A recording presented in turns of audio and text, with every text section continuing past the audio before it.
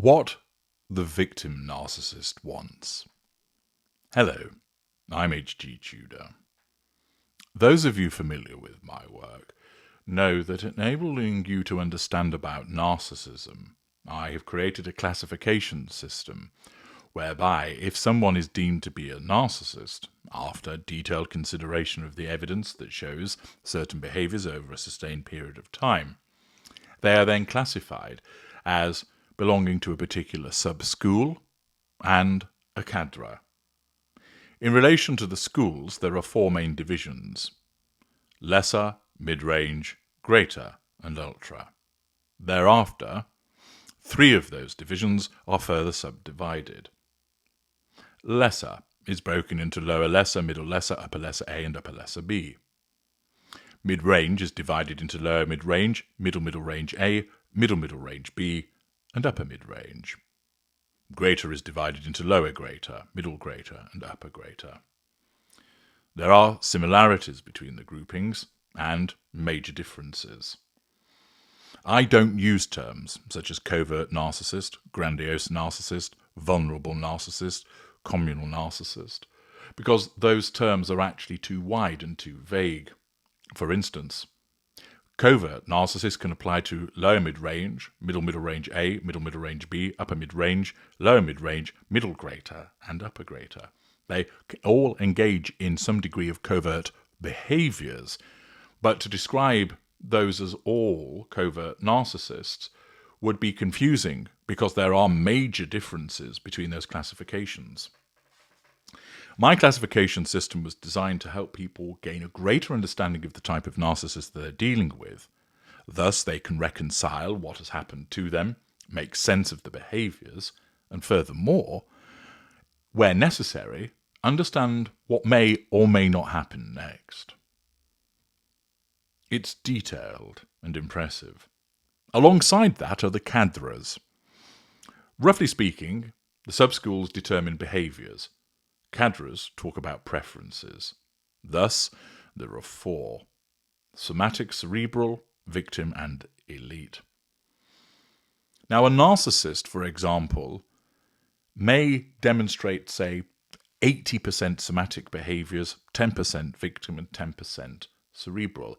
In such circumstances, one would just classify them as somatic to avoid confusing the issue. But it is the case that with regard to the cadre, a narcissist will have a dominant category, but will have aspects from other cadres woven in there as well. It also is the case that certain aspects of the cadre will not necessarily always be seen by a particular narcissist, even if they do belong to that cadre. So, for example, you might find that you're involved with a somatic narcissist, but they're not particularly interested in money. And you would think, oh, I thought all somatics were interested in money. No, they can be interested in other factors which prove their somaticism and not have that particular element that's missing. Some somatics will tick all of the boxes. Some will have most of the boxes and will perhaps have representation from other cadres, but would still therefore be a dominant somatic. And I explain this to you to keep this in mind in relation to understanding what it is that the victim narcissist wants. Now, all narcissists have a victim mentality. It's part of the way that the narcissism functions. This is done because the narcissist has to believe that other people have it in for them, that are against them, that are causing a problem, because that then powers the narcissist to pursue the prime aims with a greater degree of effectiveness. The extent to which that victim mentality makes its presence known varies from sub-school to sub-school. With some, you'd barely see it at all. With others, it governs the day-to-day activity of the narcissist and is prevalent. And you will find that the victim narcissist, by virtue of cadre, is an individual whereby most of, if not all of their behaviors, pander to that victim approach. They will have a victim mentality. The victim mentality links to the sub-school. But the victim requirements or preferences appear from the cadre. So, for instance, you might have a mid-range type B narcissist who is middle-range type B somatic. They have a huge victim mentality. Oh, why does it always go wrong for me? Why does everybody dislike me? Why does everything that I do go wrong? And that's part of the pity plays. But alongside that victim mentality, which is linked to the sub-school, they exhibit predominantly somatic behaviours. When it comes to the victim cadre, this is something different from the victim mentality. It's linked to it. It has to be, because it's an integral part of the narcissist. But the victim cadre is about certain things that the narcissist looks for and wants to enable them to get to the prime aims, to draw fuel, to get character traits and residual benefits. So, for example, victim narcissists often suffer from ill health or injury. Sometimes it's genuine, and that's used to triangulate other people with that injury or ill health to get them to come under control, to provide sympathy, fuel, to provide residual benefits. For instance,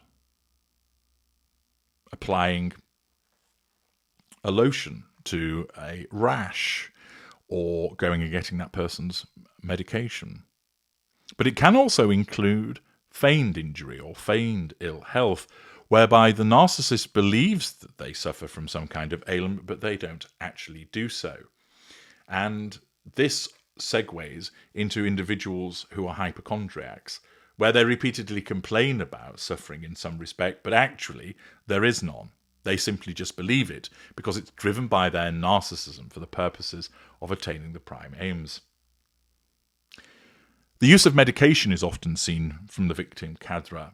Potions, pills, popping that medication, either in relation to a genuine ailment or a feigned one. Medication is often required to triangulate people so they feel sorry with the narcissist they have to take it, that the narcissist uses the issue of the medication to get people to run around after them, that they may utilize too much of the medication. The victim narcissist likes to whine. They love to complain about their circumstance in life, how things go wrong. They like to whinge about what isn't going right for them, the behaviour of other people. And they want somebody that will listen to those complaints on a regular basis. The victim mentality is also, or rather the victim preference, is linked to a belief of being cursed. The individual truly believes that they've been cursed in some way, and that's why everything goes wrong for them. You'll also find that those of the victim preference like to play the martyr. That they will say, oh, I did this and I did that, and I put myself to massive expense, massive awkwardness, that I dedicated time and look where it got me. Rather than just get on with it and do what might be needed, for instance, a parent being a parent, which millions upon millions of people do every day, the narcissist parent has to make a song and dance about all that they've sacrificed for the child, often reminding the child of that when they're a minor, and again when they're the adult child of that particular narcissist. They have to indulge in that martyrdom by demonstrating that they sacrifice, because after all, they are the victim of somebody else's selfishness. But notwithstanding that selfishness, they demonstrated how kind and devoted they were through this martyrdom. Much of this, it relates to things that the individual should be doing without trumpeting it. For instance, the most classic example is being a parent. It's what you do. When you're a parent, you have responsibility for a child. Or, for instance, in a job, when you do the job, that's your job. You have a responsibility to do certain things. But the victim cadre likes to utilise that role as a means for telling everybody just how much they've sacrificed as part of their martyrdom. You'll find with the victim narcissist that there's often incompetence when it comes to sex. Not knowing what to do, blundering, for a man perhaps suffering from premature ejaculation, a woman that behaves in a frigid manner, that the sexual behaviour of this individual is such that they want the other person to harness and to guide them, to show them how it's done. because then that shows that person is under control, that their response provides plenty of fuel. Thus, the victim preference often exhibits incompetent sex. And linked to that, for the male victim cadre, is impotence, and making a song and dance about all of that and how it affects them. Conditions such as insomnia, anxiety, OCD, depression, panic attacks, they are all preferences of the victim narcissist. Now, of course, there are plenty of people that suffer from anxiety that are not narcissists. And just because somebody experiences anxiety, I'm not saying that makes you a narcissist. That's ridiculous. Similarly, an individual that has OCD or depression, that doesn't make them a narcissist. But invariably, such conditions are seen, particularly with the victim narcissist, as a means of eliciting sympathy. That you'll often find that whilst there are a range of different conditions, those ones are seen in particular as preferences of the victim narcissist. Insomnia is an issue. I've not been able to sleep. I'm exhausted. I can't do this because I didn't get a proper night's sleep. Reduced libido is often a preference of the victim narcissist. This enables them to withdraw sexually, that they complain about it, that they'll blame shift to it. Well, I would be interested, but I can't help it that I have a low libido, that my sex drive isn't particularly high. It's mismatched to yours. Poor hygiene is also an indicator that's seen with certain of the victim narcissists. Not showering, smelling, not trimming a beard, not shaving the legs, not generally looking after themselves in a way that would be accepted as general standards of hygiene. Poor dental work, not brushing the teeth, not getting clean. And it also links to not only personal hygiene, but hygiene within the home. The victim narcissist is often somebody that will have an untidy home because they expect somebody else to tidy it for them, and they can triangulate that individual with the messiness of that home. They're often found to be hoarders, keeping lots of things which clog up and clutter the home, which can then be used to triangulate people with it. Not only might it be the case that they have a lot of clutter and hoarding, but the place may be dirty, filthy, feces from animals, for example, insects, generally a place that you wouldn't want to live in, but they do because their narcissism causes them not to bother to deal with those things because somebody else ought to be doing it for them. The victim narcissist is also a serial complainer. Whether it's complaining about their own circumstances to anybody who will listen, or complaining to people about how they ought to have done something. For instance, complaining at a store, complaining to a hospital about the services that have been provided. Part of the victim cadre is that narcissist that regularly complains. Thus, those are the main aspects of the victim cadre, indicators that support that that's the appropriate cadre for that particular narcissist. Remember, you have to establish that you're dealing with the narcissist first, and then look at the behaviours to link them to the cadre. There are those behaviours that can be found in non-narcissists also.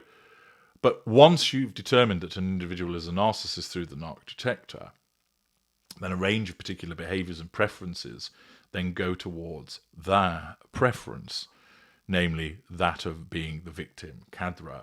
And those are the main things. There are others, but those are the main things that the victim narcissist wants.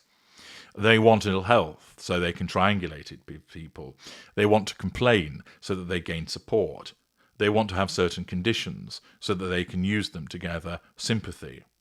They want to be incompetent sexually, so they can in effect be taught.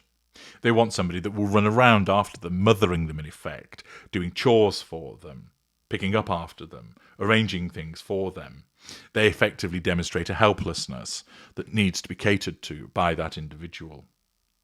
And thus, those are some of the key indicators, the main ones, that you will witness with regard to what a victim narcissist wants by way of preferences. I'm H.G. Tudor.